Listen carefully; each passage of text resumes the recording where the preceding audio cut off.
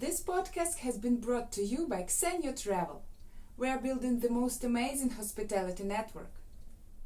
All right, let's do this. We did it, man. It is so Brandon, good to see you. dude, you have a story that is so interesting that Like I it. want to tell. Let's start with your name. You do the talking. Brendan, Brendan Gay.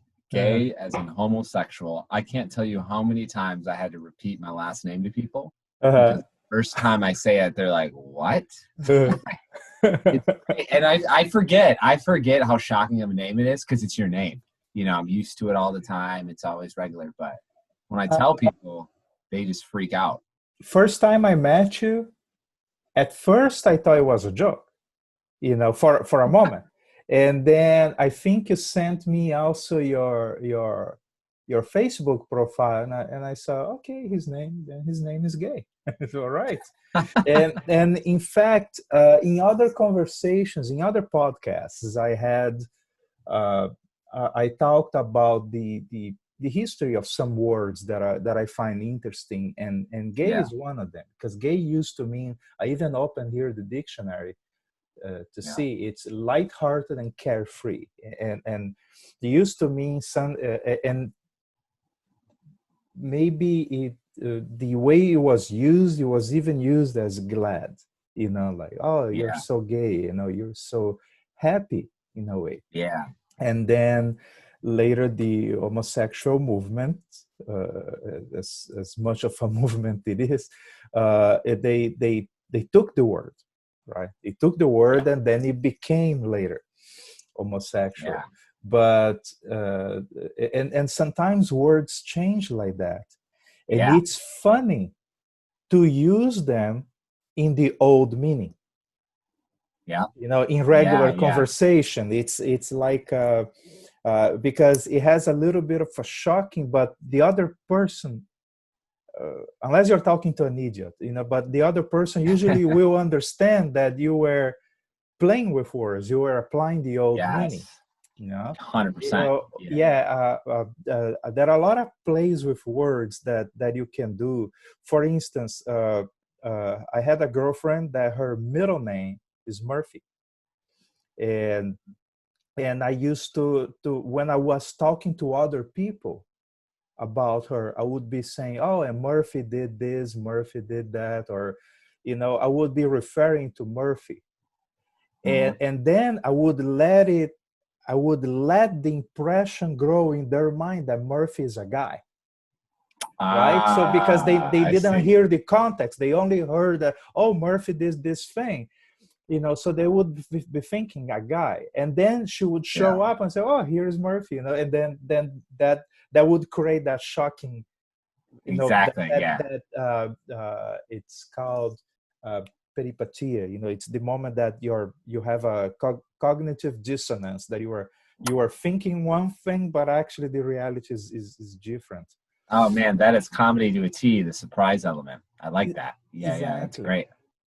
Also, I want to introduce you, uh, not just as a comedian, which you are, but to me, comedians are a special category, because uh, that is the three most sophisticated uses of a language are poetry, music, and comedy. That because they require you to understand and to explore language in a way that is Yeah, more sophisticated than anything else, right? You need to master language to do it. yeah, that's interesting. I think you're Some right. Yeah, some people even say that you are fluent in a language when you are able to dream in that language. I disagree. I think you are fluent in a language when you can tell a joke and people will laugh, and when you can understand other people's jokes, because now That's you have enough context and cultural context and mastery of the language and and you humor. would know how many languages do you speak? In my case, in real life, I speak very well 2 languages, more or less, another couple, and really badly 2 or 3 more.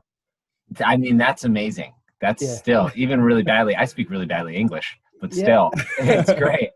Like Yeah. that's you would know. I was saying you would know because you've actually experienced that. And like, yeah, you're right. The highest level of language, in my opinion, is humor. Humor is up there. It's the Yeah. most complicated. Like you're saying, not only you're able to communicate it in a different way, but you have to understand it.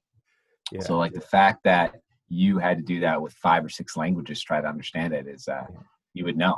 That feels good. It makes me feel good to be a comedian and saying that. Yeah. So when I talk to a comedian, I have the expectation that that person will have that mastery of language. So don't fuck it up. And maybe you're probably familiar with Eddie Izzard. Oh yeah. Yeah, Eddie Izzard was important in my life. He inspired me to run, actually, and he's a comedian in several languages, and he showed that he has that mastery in English, which is, well, he is English, and he grew up mostly in England, but he also went to school in France, so he's fluent in French, and at some point he learned German, and because he was born in Yemen, he decided to learn Arab, and he's doing stand-up comedy in all 4. Wow. And I watched his comedy in French. I found a video of it, and it's solid. He's not just translating his material to French. He is doing the necessary twists to for it to really make sense in French. He can improvise. He can go off script in French as much as he does in English. And I saw a video of him doing that in German, but my German is so close to zero that I cannot evaluate that. So I trust that it has to be good. And that guy's a master. He's definitely not only studied the language, but the humor aspect as well. That's impressive. Exactly. And a lot of his comedy is about language. That's even better. So he brought up, for instance, that he used to do impressions of Sean Connery in English, and then he went to France and he was doing comedy, and he did the same impressions, but speaking French, and nobody understood it. But then he realized that, when they watch the movies, they are translated, so they're dubbed, so they don't know the voice. Right? They don't recognize. It's like if you can do a perfect impression of Morgan Freeman here, and you do that in France, and they'll go like, "What?" They don't know what you're doing. That's so funny. Yeah. I mean, you would think, he was trying to play the smart game where he's like, okay, I got to do it in French. Exactly. But actually, I mean, English is the universal language. Everyone does know. It is, and sometimes people question the utility of learning other languages, and I think that the real utility on it is to improve your own brain. That is not for the most part, unless you are going a lot to a certain country, there is really no need to learn the language, because you can go by with English pretty much everywhere. Well, in some countries more than others, but you can really survive in English. But the effect it has on your brain of understanding things, in different languages is amazing. And comedy also has an effect that I like to explain with a metaphor. If you go to the gym to improve your muscles, right? You are going there and you are pushing yourself into discomfort. Yeah. Right? To improve your muscles. Well, comedy is a gym for the brain, because you have to do something that is not easy, which is 100%. right. And then you have to do another thing that is really not easy, which is being on stage. Yeah. I feel that I don't have much trouble with being on stage, Yeah. but I have a lot more trouble naturally with writing. But I think I Yeah. found the strategy to go around that. Ooh, okay. I'll tell you about it. But first, I just want to close this part about other comedians. Yeah. I mentioned Eddie Izzard, but I also like to mention Tim Minchin from Australia. What's his name? Tim Minchin. Jim Minchin. Okay. Tim, yeah, Tim.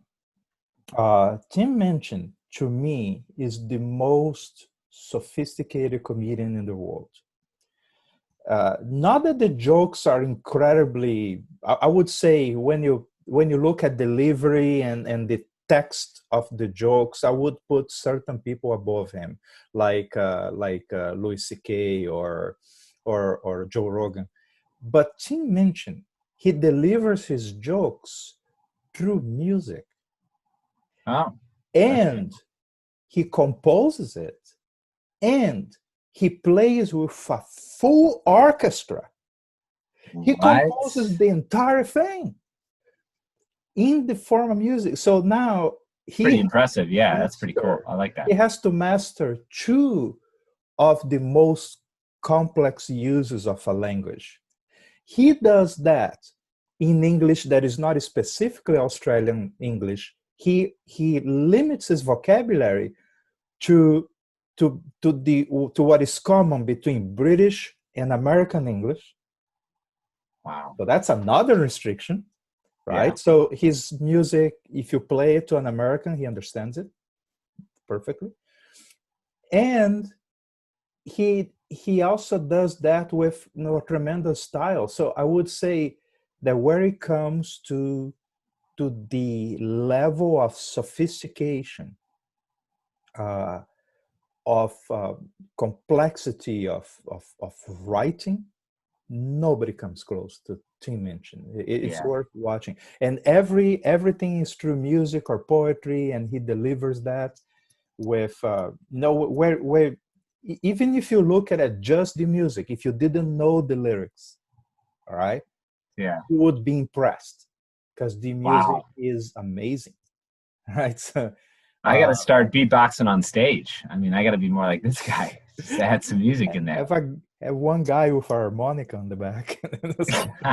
Yeah. So I like to mention those two. Of course, there are others that are amazing, and everybody has a ranking of who are their favorite comedians, but of the super famous ones. But I would say Tim Minchin and Eddie Izzard. And then Eddie Izzard is also a runner, right? So he ran around England, huge runner, and that was truly inspiring to me. And he's a transvestite, which is another complication.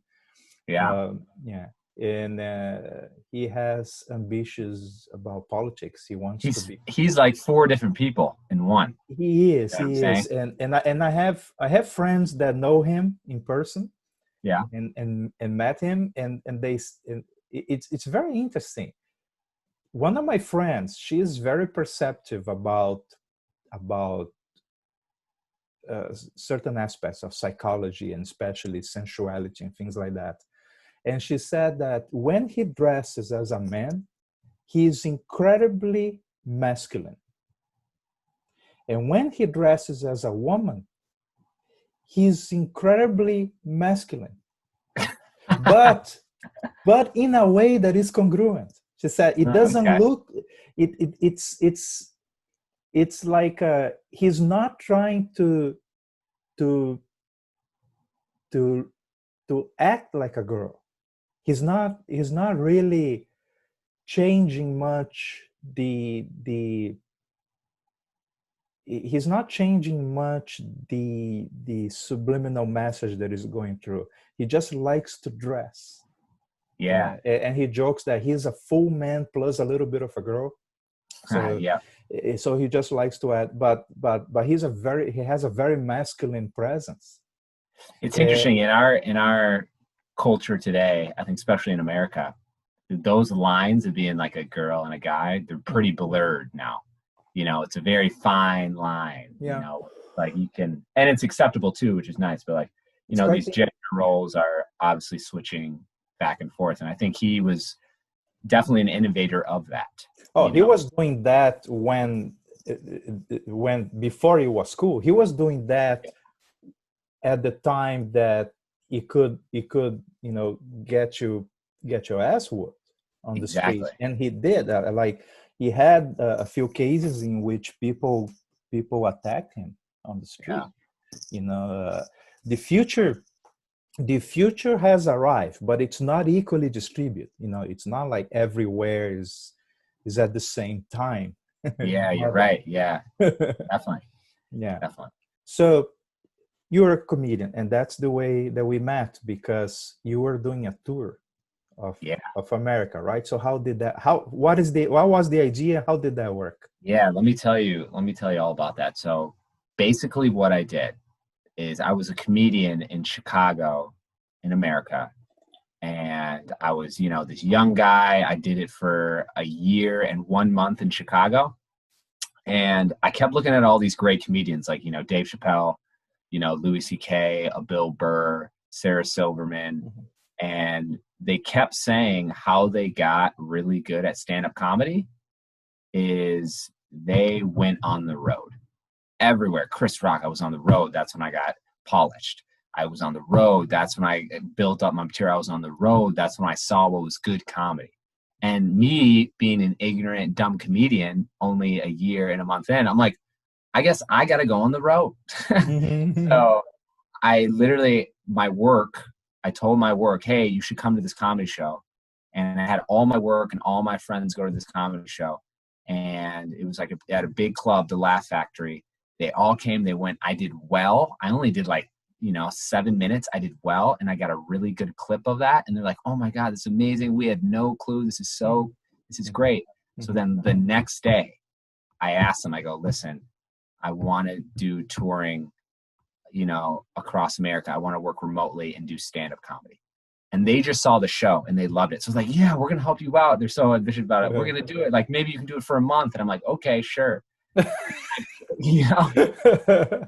And then so I did that as strategy to like kind of get the ball going. So then what I did was I booked out all my shows for like 3 or 4 months, you know, booked out 3 or 4 show months in advance, touring the country. So starting January 1st, 2017, I ended up going to 52 different cities in 52 weeks. Each week I would spend in that city for an entire year.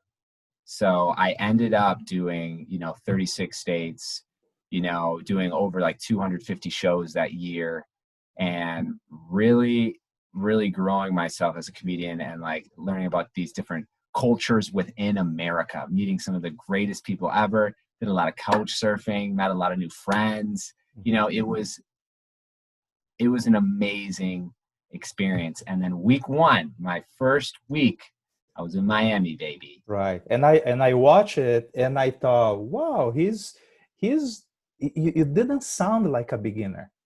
That's great. That's I good. think you built enough, at that point you already built enough confidence that your presence on stage already gave, it didn't give the impression that you were a open micer. You know, Right. it gave the impression, oh, he is one of the professionals that plays at the end. You know, so that was the impression that I tricked you. You tricked us pretty good, yeah.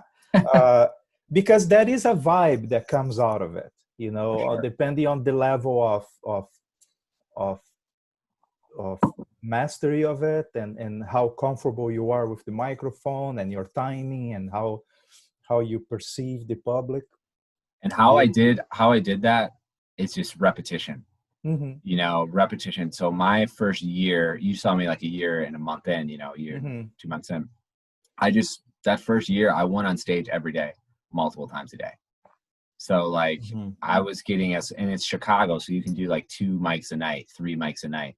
Right. And so when people would just say they're a year, maybe they go up, you know, 150 times a year. I was going up, you know, that year 600 times.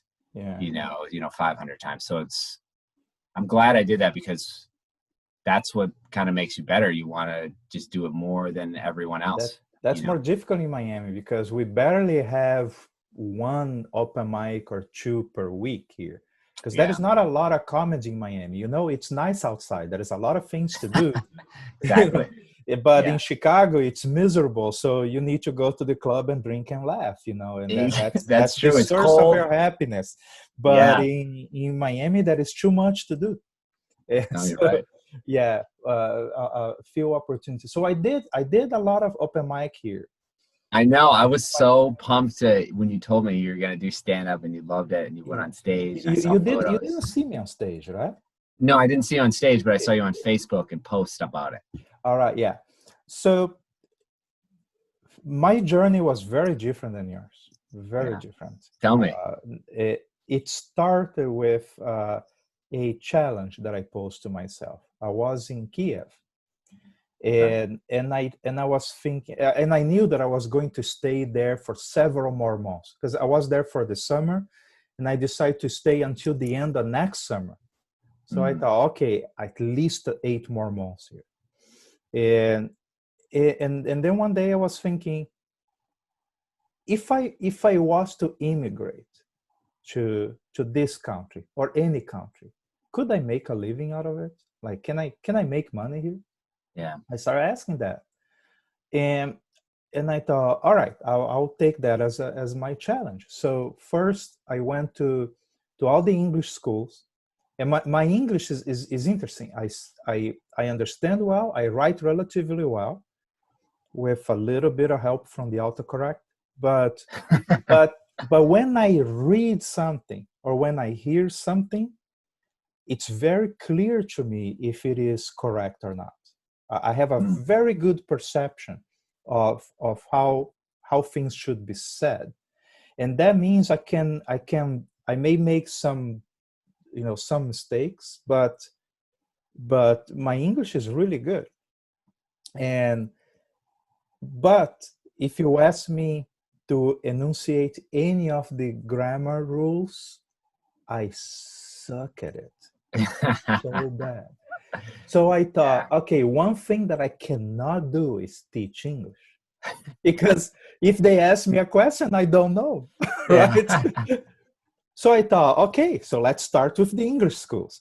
Yeah. They even joke that if you can, you do. If you cannot do, you teach. If you cannot teach, then you teach English in Kiev. But I went to the schools and I said, let me try this, and they sent me to a couple classes, and I taught like 2 or 3 classes, and then they sent me to what they call the English clubs, which is they set up in these companies, a day a week, that for an hour or 2, people can go and they speak only English, but they need a native speaker to to guide it, to help people. But then it's not, they are not talking grammar, they are talking style, culture, how you say exactly. this. And on that environment, I am completely comfortable. Oh, Also, yeah, you're great. It's an environment in which you are not a teacher, you are an entertainer. Yes. So we are there home, we go. right? Yeah, we're home. So then I went back to the school and I said, look, this grammar thing doesn't work. I cannot teach that. But you can give me all the English clubs. You can give me all. And they said, well, comes handy because the other teachers don't like it. They prefer the regular classes because the English club requires too much improvisation, and it requires too much feedback from the students, and a lot of people don't like it. So I started taking other English clubs, which was done inside the companies. So I had to go across the city and visit, these different businesses. So that means I had the opportunity to throw a little bit of humor and to throw a little bit of comedy in every one of those classes. And I was making friends all over the city.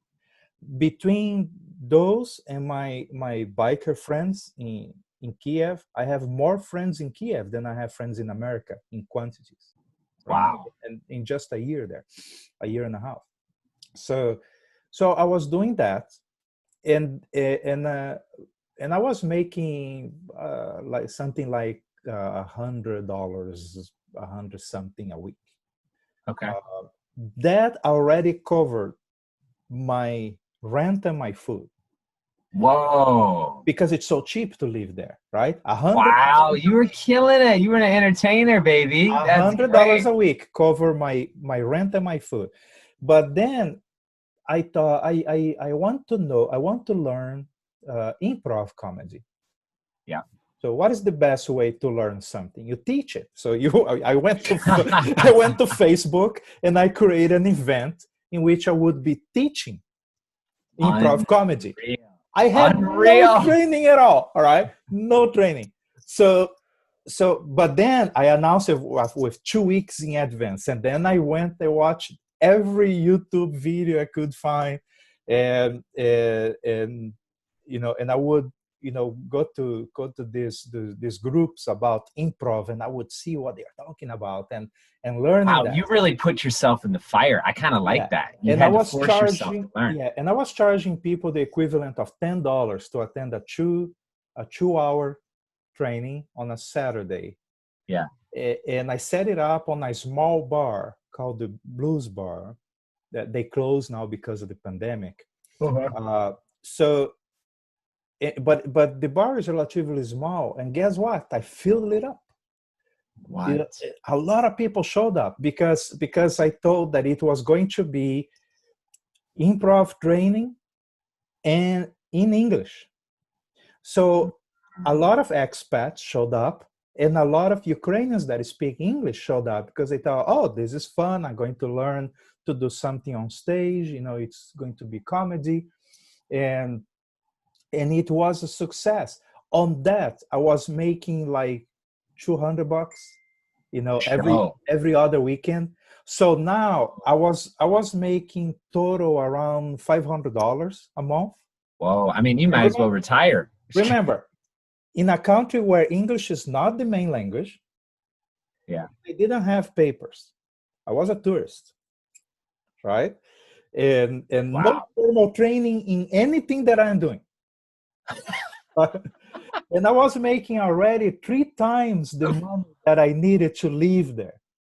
Whoa, that's me, actually incredible. That was fun. That was the funny side of it. Then I came back. So and then that's so cool. After 2 or 3 months of that, a local club invited myself and another guy, a guy from California, that he has experience doing improv and hosting open mics. Yeah. And a local Ukrainian that he has a lot of experience on TV, doing comedy on TV. So they invite the 3 of us to do a comedy night at this club, right? And we did that for a while, and there I learned a lot more. And that was the first situation in which I was on stage as a headliner, one of the headliners, and it was purely okay. This is the stand-up part, right? So we were doing improv comedy first, and then the stand-up. So we did that several times. When and on the same on that second summer, I was in Barcelona for a little while. So I went to stage a couple times in Barcelona. And that's pretty cool. When I returned to Miami, I thought, oh, let's do open mics then, you know, and keep practicing just for the fun of it, right? For sure, yeah. But look at what I just said. To me, it was just for the fun of it. It's just because I find it fun and cool. Yeah.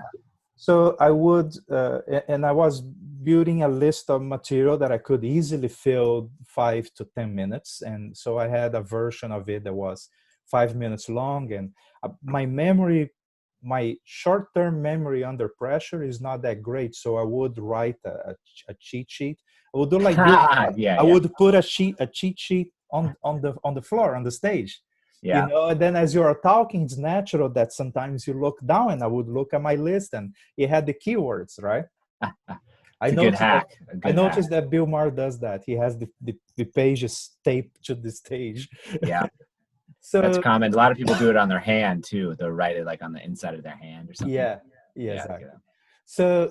So I did that, and on the stage it was all right. The public like it, and I would bring a lot of my friends, and they like it, and strangers were liking it. I would say I wasn't very often. I was not the best show of the night, but I was always above average. Okay. That's great. That's great. But the amount of hate that I got from some of the local comedians was incredible.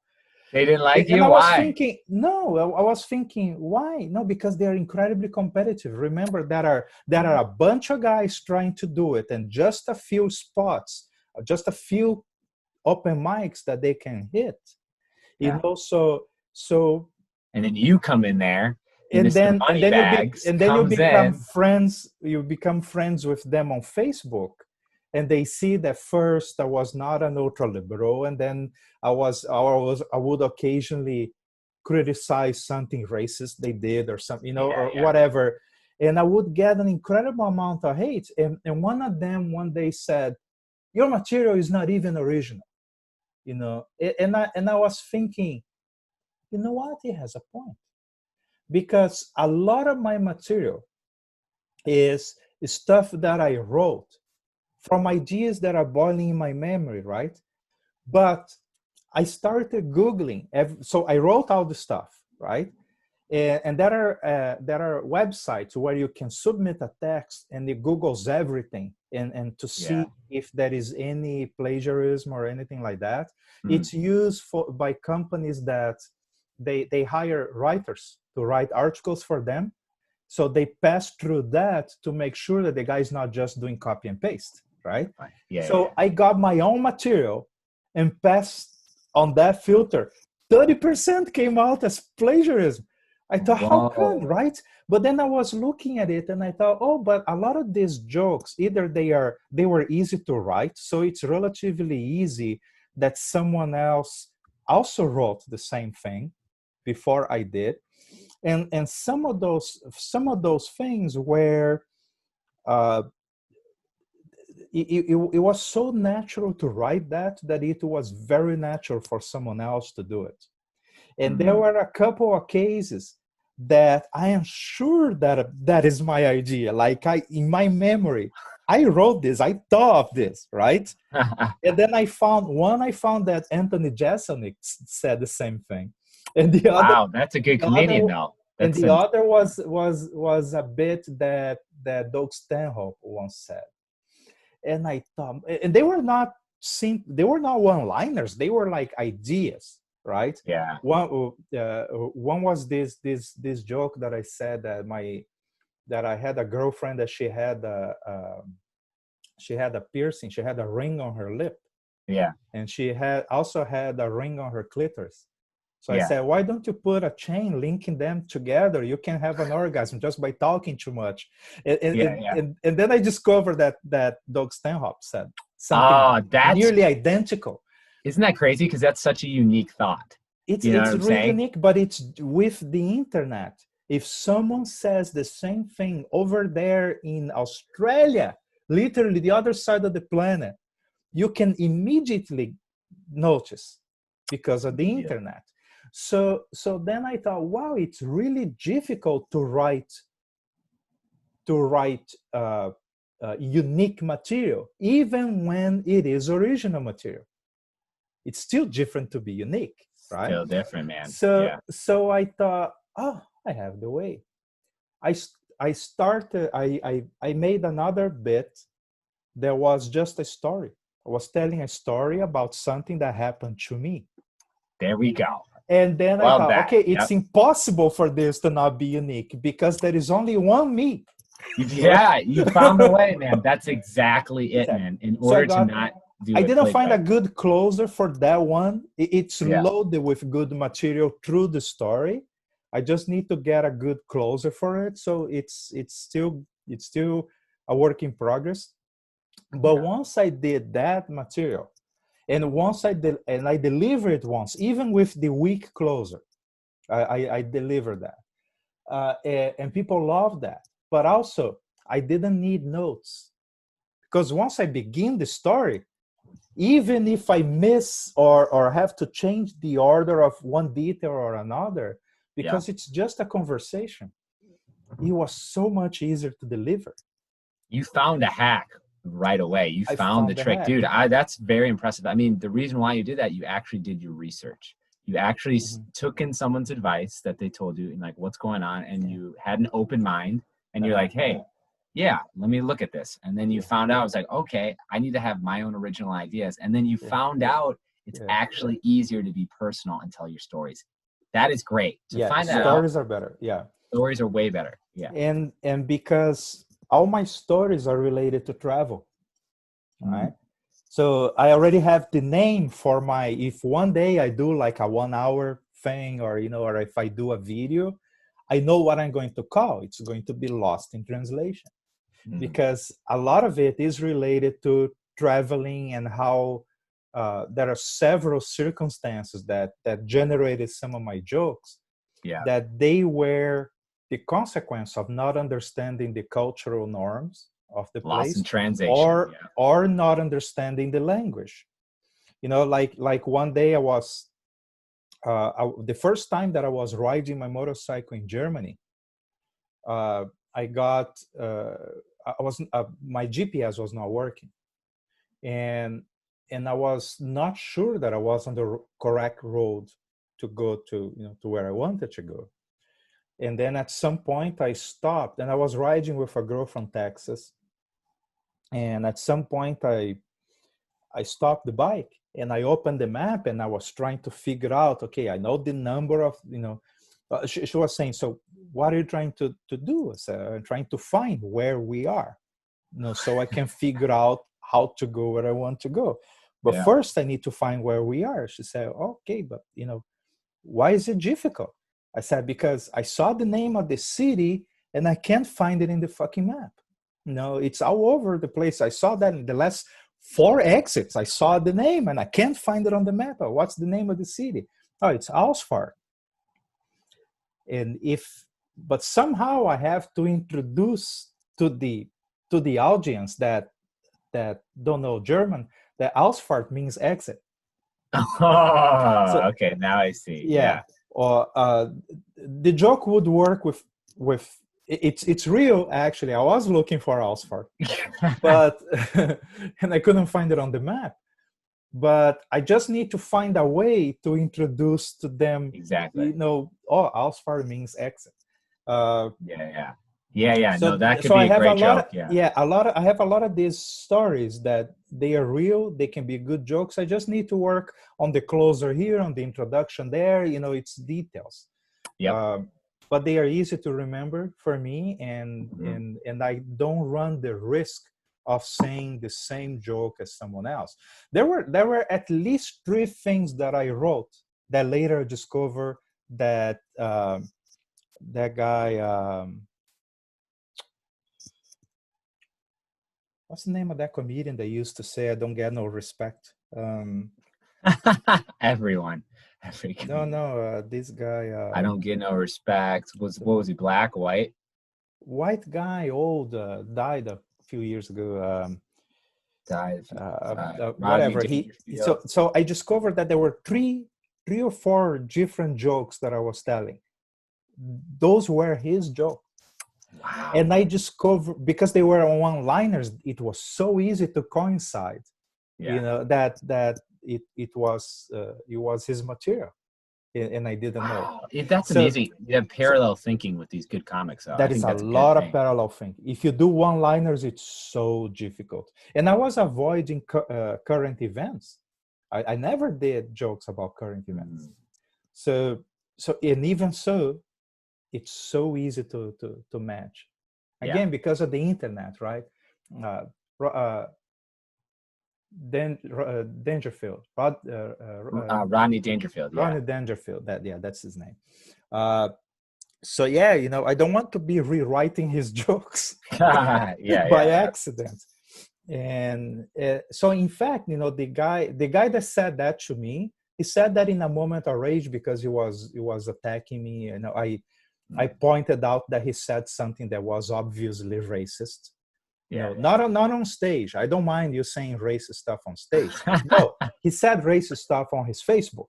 Oh, okay. Like, but that logic escapes a lot of people, because they think Definitely. that being racist against whites is all right. And I said, man, you're not on stage. Yeah. This is not a joke. You are actually being racist on Yeah. this one. And then he was attacking me, but looking at his attack line by line, I saw that one and I thought, but what if this is right? What if he's right? I tend to, as a mental exercise, every time I read something that is apparently obviously wrong, I ask myself, what would it look like if it was correct? If it Smart. looks the same, then it's a good idea to verify. Yeah. It's That a good makes idea sense. to verify because it may be correct and you're not noticing. And that's true in everything in life, right? Yeah. So if it's like this. Let's say we never met and you said that your name is Brandon Gay. Yeah. And I said, oh, okay, so he's gay. And I thought, and this seems obvious, but how would it sound like if it was the opposite? If he wasn't gay but the name is gay? Looks absolutely the same, right? Yep. I gave Yeah. an example that is probably too simple, but that and No, redundant. that's a good one. That was a good one. But but it's a good one. And another thing that I like to think is that and I learned this from Scott Adams, which is when you are right and when you are wrong, they both feel the same while you are saying. Wow. You have no way to know that you are wrong unless you test it. Right? That's a good point. That's a good point. They feel the same. Yeah. They feel the same. True. Or like when you're saying to someone else, this is also not my joke. This one I saw someone else say that when you die, you don't know you are dead. It's only the other people that suffer. It's the same when you are stupid.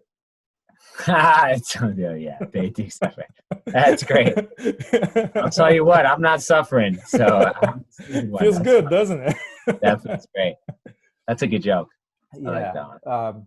Yeah, it's also not my and also we have such a memory for jokes because we are very, very perceptive of them that it's very easy to remember certain jokes, the good material, right? After a while, we are repeating stuff, we are saying stuff, and people that know us from their point of view, they cannot tell if you're saying one of your jokes or if you're saying someone else's that you remember. For sure. They cannot tell unless they saw someone else's material. Yeah. Right? For sure, that's so true. So I'm trying to reduce that a little and not use material that I'm not absolutely sure is mine. Yeah. Because I don't want my friends to one day be watching someone else on stage and say, "Oh, Milton said that too," like. Yeah. And then they don't know who is the author of that. That's true. Well, the great thing is what you mentioned before, those personal stories just about you. There's only one you. Yeah. So those are the jokes that are only going to be you. That's a good way to just make sure it's not plagiarized. Yeah. And I lament that I don't do drugs, enough that would help with the inspiration. I need to do it kind of sober. So I see what you're saying. that makes it more difficult to write. We have to admit that drugs, they may have a big number of problems, but we have to admit that it's a lot of good music and a lot of good comedy that wouldn't exist if it not drugs. for drugs, right? 100%, especially music.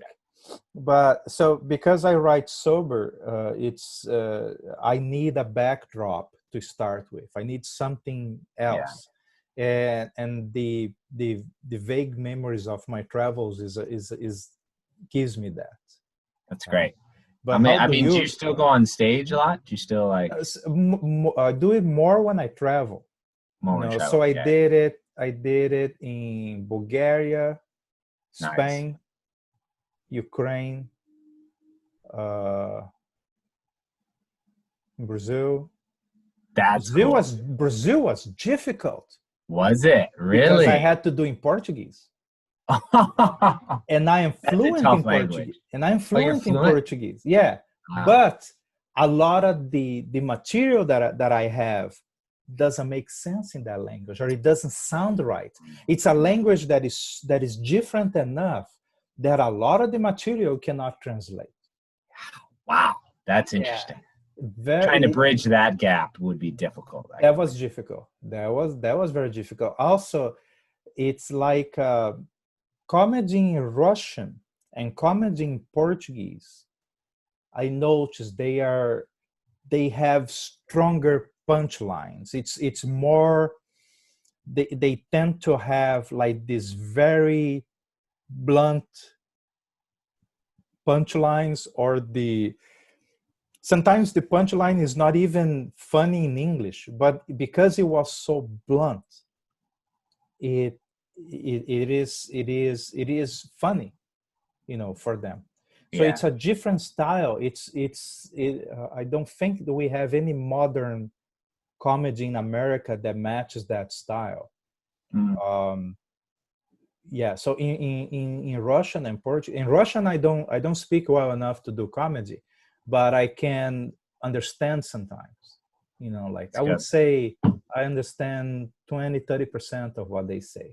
Mm. Okay. And but it's easy because it's so evident, you know. So blunt words. Yeah. It's not like, you know, a comedy in English that can be very subtle, you know. It can be very subtle in Yeah. or to the point that you see comedians saying the closer of a joke and waiting, and then you see the laughter starts to grow and grow and grow. Like Jeselnik does a lot of that.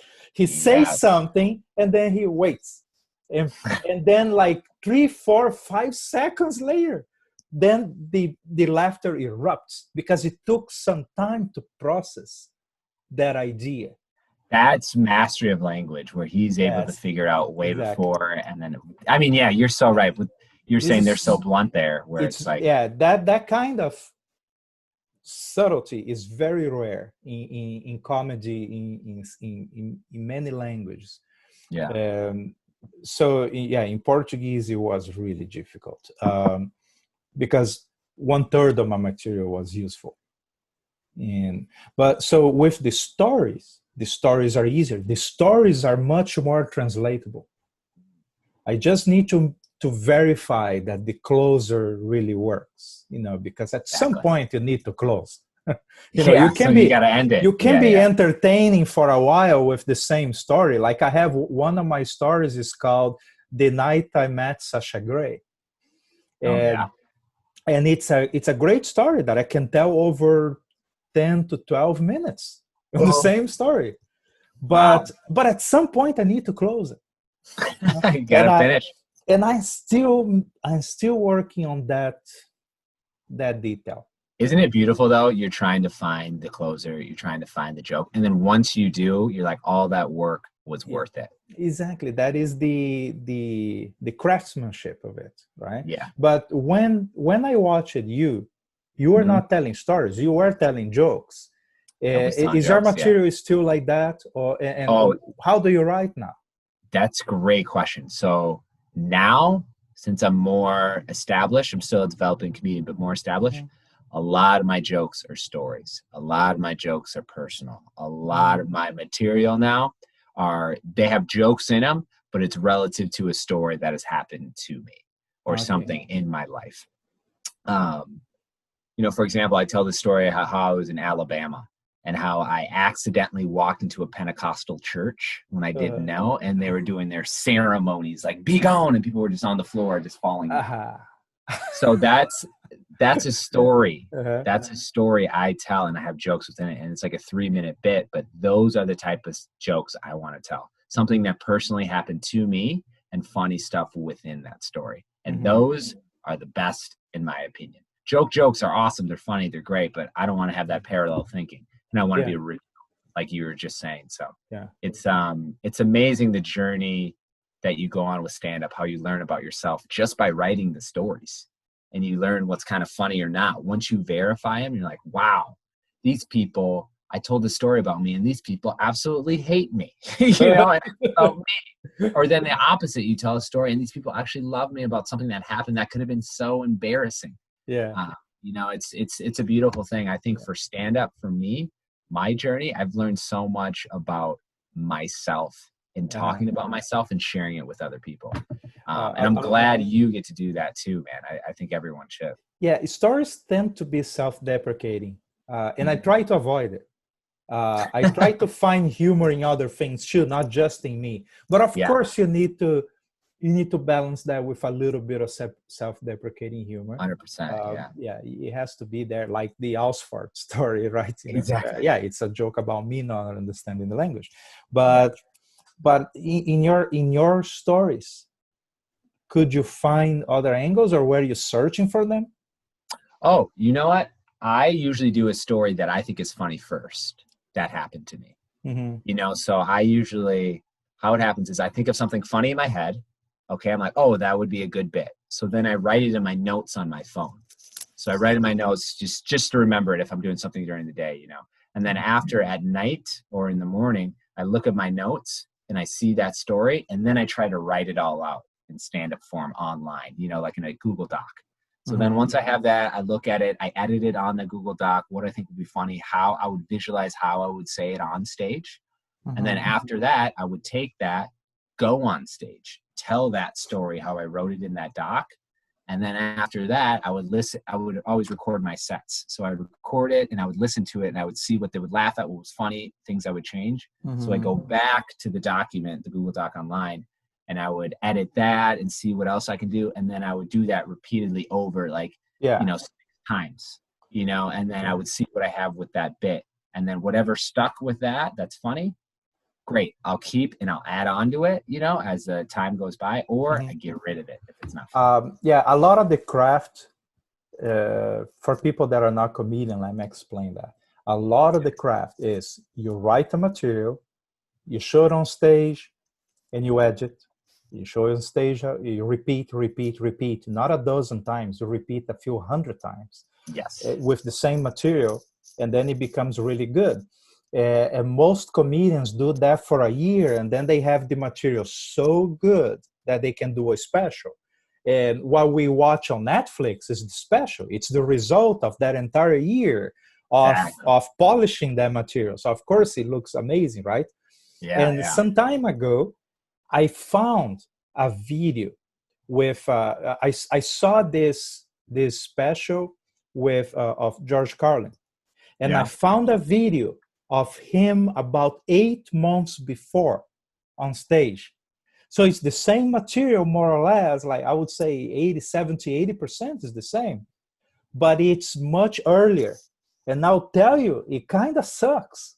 It was like, it was cranky. I bet it does. A lot of it was cranky. It was not as fluid as the delivery he gave on the HBO special. And that video made so evident that's how they work it out. Louis C.K. likes to do a year and a half. Joe Rogan does about a year. You know, a lot of them, you know, their cycle is a year. It's different now because Corona screwed everything up for everyone. So now it's like there's some people who haven't been on stage for 8 months.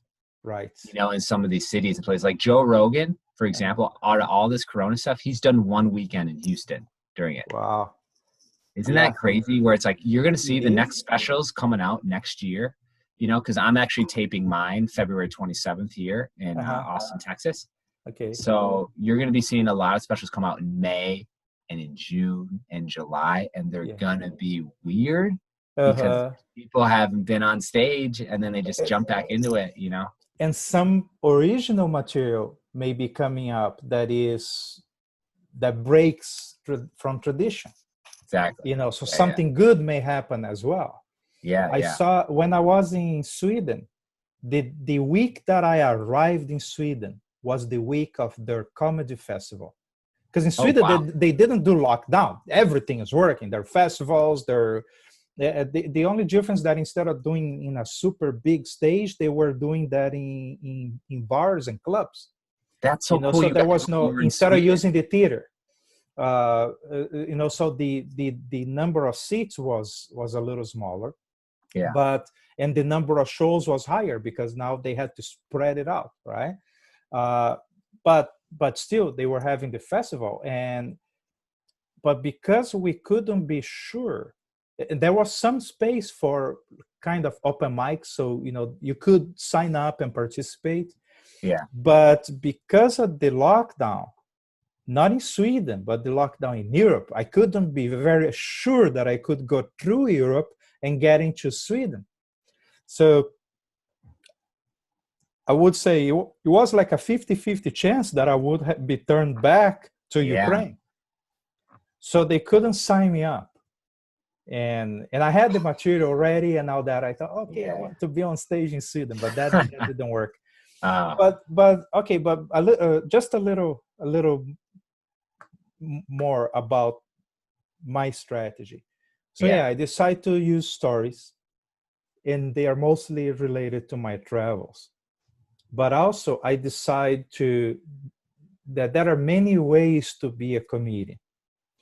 And I met one guy that he does comedy only at the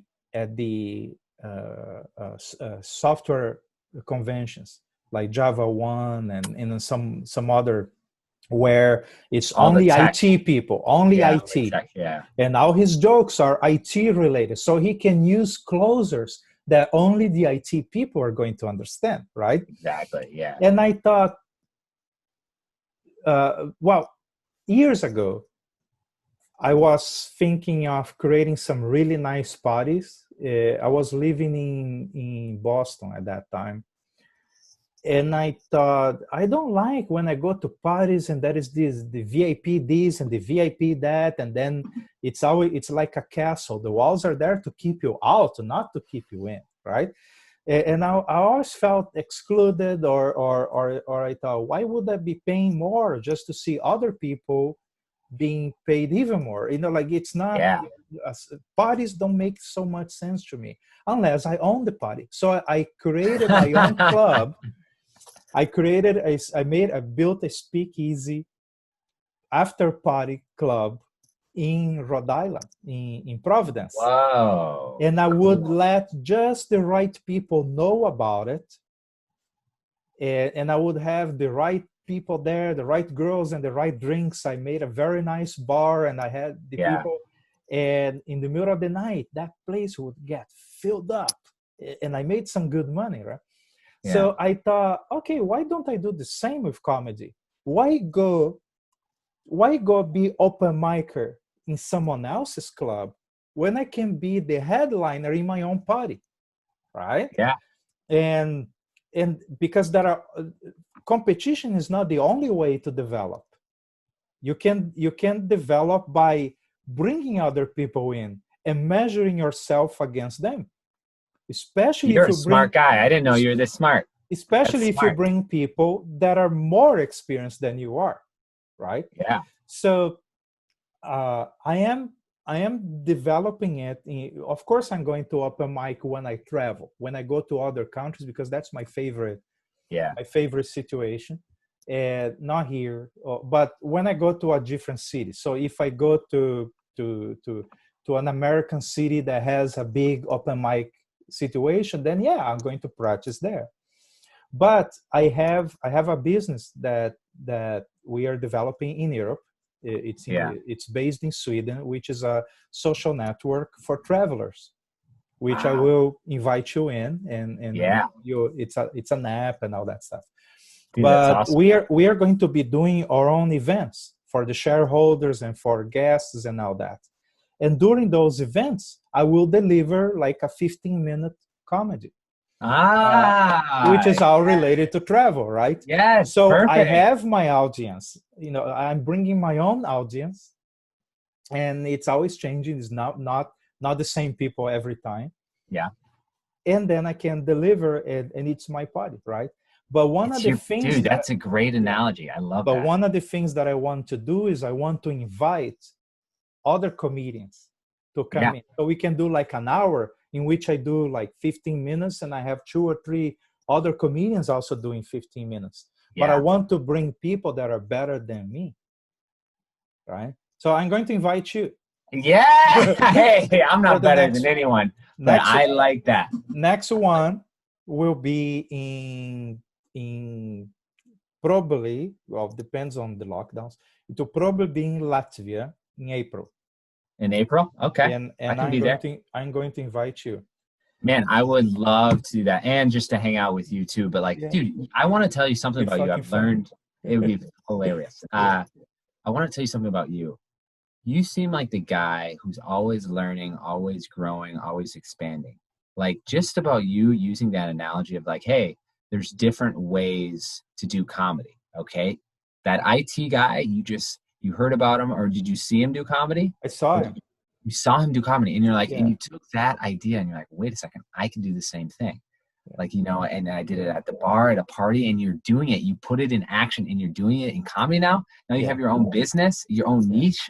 Like, that's amazing. You actually execute your thoughts. Yeah, and pretty yes, cool, man. that's true. I am very willing to try ideas, Yeah, and I understand, and I accept that some of my ideas will not work. that's so Because great. that is the part that is most counterintuitive to people, because they went to school. You see, they went through 12 years of school in which the purpose of the test is to not make mistakes. Yeah, They are trained right. to not make mistakes, and then they go to jobs in which they are supposed to not make mistakes, in which failing means that you get kicked out. Failing at an idea means you fail at your job. Yeah, When the people that innovate are the ones that are very willing to fail, they are willing to try ideas. I really like what Burt Rutan. Burt Rutan is, in my opinion, the greatest aviation designer in history. To me, nobody beats him in terms of designing airplanes and making them actually fly and be incredibly. But he likes to say, he's still alive. He's very old now, but he likes to say that if you have an idea and you think that it's probably not going to work, you should try it anyway. But you have to try for real. yeah, Really try it. Because in trying, you may stumble upon the solution that will actually make it work. And that's when you have a breakthrough. So you have to come in with a level, and that idea is very well understood by a lot of investors and entrepreneurs, because they understand that you have to get in with the idea with an unreasonable amount of optimism. Yeah. And if you persist long enough, and if you're flexible enough to make corrections as you go, you may find the way that the idea works. And that's when you went big. That's what you did. Yeah, that's when you went big, man. Exactly. And I don't keep talking too much about my ideas that failed. Yeah, you don't let people know those ones. I talk about my failures to other people that are also innovators, because we can learn with that, right? We can, that failed because of this, my timing was wrong here, or I did this part, or this idea was just plain stupid. Like you can have that kind of conversation with other people that are like that, like in private, not here on a podcast, but in private. We can be sitting around some beers and talking about or bad material for comedy. Yeah. Because guess what? You may have some idea that didn't work for you, but then discussing with someone else, that exchange can be useful, right? So in private, we may talk about the good and the bad. But yeah, in my life, people know mostly the ideas that worked. Yeah. They don't know. Can I throw an idea about Sure. to you that I think that might work that I haven't executed on? Uh-huh. But there's an idea I had in college where I was working these internships and I was going through these huge corporate buildings. Then they all had revolving doors. They all had revolving doors. Every single one had revolving doors around the city. And I'm like, there are tens of thousands of these just in the city. And I would play around with them. I think it was just so funny. I would go around and just push and push and push. And I was thinking to myself, like, wait a second, I'm pushing all these revolving doors. There are thousands of people every single day, every single night going through these revolving doors. I was like, what if every time you pushed it, you would create energy for something else? Like, what if you pushed it and you created the lights to go on in this building, or for the AC to work, or for the electricity to work? And I was like, oh my gosh, why isn't there a battery on every single revolving door where you can push it and it creates energy? You know how much money that would save? And that's no work. It's just all the people just pushing. And I was like, oh my God, this is my $1 billion idea. I was like, this is where it is actually a very good idea pre-pandemic. Because now people don't want to touch anything. Right? Exactly. They want everything. They want even the bathroom door to open on its own. You know, like that. Exactly. But pre-pandemic, yeah, it would be sellable. But here's the thing: I did no joke, probably only like 45 minutes of research. No one had it. No one had it besides one study in the Netherlands that they did it at their train station, and they did it as like just a prototype. Every time someone pushed it to see how much energy it would go. So I sent an email out to this lady who created it, and I never heard back, and I gave up. Yep. And and there are a lot of projects like that from Netherlands. Actually, it's a country where, especially if you look at stuff that comes out of Delft University in Netherlands, a lot of ideas, a lot of these kinds of ideas come from there. In that sense, they are very innovative. Like the roads with solar panel on the road, you know, like they tried the idea of walking a surface and your steps creating electricity. Kinetic energy. That's they have a lot of ideas about converting kinetic energy, and they try a lot of stuff there. That's cool, man. I know it could be. Just imagine if you have a battery on top of every single door that people push to give energy. That energy goes towards the building. I mean, in my mind, I was like, "That's genius." I just have never pursued it. Action. If you just didn't spend the energy to rotate that stuff, that would already be very interesting. That's right? Funny. Yeah, I see what you're saying. Just by not wasting energy pushing that door. Yeah, but right now you would have to rethink that, because certain things will change forever. And one of them is that people don't want to be touching handrails. They don't want to be touching, handles, door handles. True. I haven't accepted that yet, but yeah, I think people are going to be. That really changed. I don't think that's going to change back.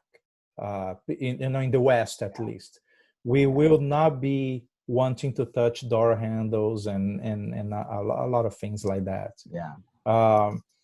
There are some other things will change for sure. The distribution of furniture is changing. The way some things will go back. Like I went to Home Depot yesterday, and there was no thing to clean your hands at the entrance. There was no line and organizing people and keeping none of that. It was like, okay, go back to only the checkout line was they were trying a little bit to keep some distance, making the line longer. So the Okay. layout of new stores will be such that the lines can be very long, Mhm. so people can space apart. But for some countries, that didn't change at all. Like one thing that I used to say in Sweden is that, now you guys, you're not really doing a lockdown, but you have a few rules. Like for instance, you need to keep 1.5 meters from each other. But after this is done, you can go back to your usual 3 meters because Yeah, Scandinavians really like to keep distance from that's each funny. other. They always did. Back But to in 3 some meters. That's countries, funny. yeah. But in some countries, like in Ukraine, Yeah. In Ukraine, they are not used to. They don't have personal space. They if you go to the ATM, they would stand right behind you at the ATM, and you are like trying to cover Hey. the thing, but people are right behind you. Like I would Yeah. say they're 8 inches behind you, right? Wow. I'd be like, dude, what's going on, man? They were used to it, and now they are going one at a time, into the ATM thing, and Yeah. they're giving a little more distance. Some things are not going back. Yeah, man. I think the masks, countries that used to wear masks before the pandemic will keep doing, but countries in which masks were not the norm, yeah, they'll stop. Oh, yeah. People are not wearing masks even where it's mandatory. Where I'm in Texas right now, Yeah. no one cares. Yeah. No one And cares. here, and that is what I call the COVID theater, which is you walk into a restaurant, you put the mask on, you walk in, and you sit, and then you take the mask off. So it was just to pretend that you were following the rules. Exactly. It's the same at the stores, in many places. The mask is just to get through the door. Yeah. But in restaurants, it's just to get through the door. People on the subway. I like to say that I beat COVID. By the way, Yeah. Yeah. I Great. beat it. I Congrats, beat it. man. No, I beat it by not catching it. Oh, you caught okay. it and you survive it. You're just even. You Right? beat it. You swam around it. Yeah. I did everything, including offer to pay the Uber ride to COVID to come over, but I didn't catch it. I was in Ukraine in biker festivals in July, concerts, the subway. The subway, you are in a pool of COVID, right? Because Yeah. in the subway there, they put the mask to go through the gate, Yeah. because there is an official there looking at it, or a cop. Yeah. And then they take the mask off, or they put the mask down their chin, and they go back to talking to each other. So the Unreal. subway Yeah. there is a cloud of COVID, right? And I was Yeah. riding the subway every day, and Yeah. I had Talking to people, meeting people, I had probably. guests in the house. I was going to bars, that got packed in Yeah. Sweden. At night the bars got packed, and they are not locking down at all, and they have like a 20% infection rate there. That because they are keeping mortality down by keeping, by doing how is it called? Herd immunity. Herd immunity. Yeah, they hit herd immunity because about 20% of them got COVID. Yeah. And it worked really well, but that means that 20% of the population has it, and you are going around knowing that, okay, I'm not wearing a mask, I know they have it. They have it, or they had it, right? Yeah. So I know they got it, and I'm hanging out with them at the bars, getting drunk and talking, without distancing, right? Yeah. So I gave so much opportunity for COVID, but apparently it doesn't want me. You beat it. You beat it, man. That's great. Yeah. So yeah, masks are going to be. We are going to go back on that.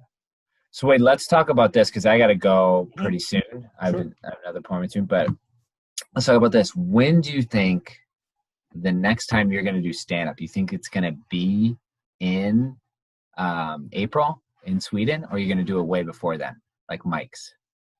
I'm not expecting to travel too much until like right after New Year. I may be doing Yeah. some traveling in America, Okay, cool. based on the way that things are going. So if I do travel in America, which is likely, I will be probably going to some big cities, Nice. and that means I will be looking for it. Nice. Looking. So I'll be Let me know. practicing. I would love to help you, in any way. So if you need to do some Sure. shows in Mike's, I will reach out. Or definitely, yeah. No, you're my my guru on that, on the area Cool. of, and definitely I want to invite you to come to Latvia and start doing shows outside of US. It's much easier than you think, especially in countries where English is not the native language.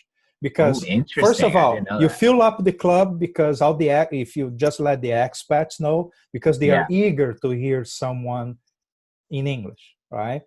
Okay. But second, if you tell a joke and at least half of the room understands it, the other half presumes they didn't get your English, so they will laugh too.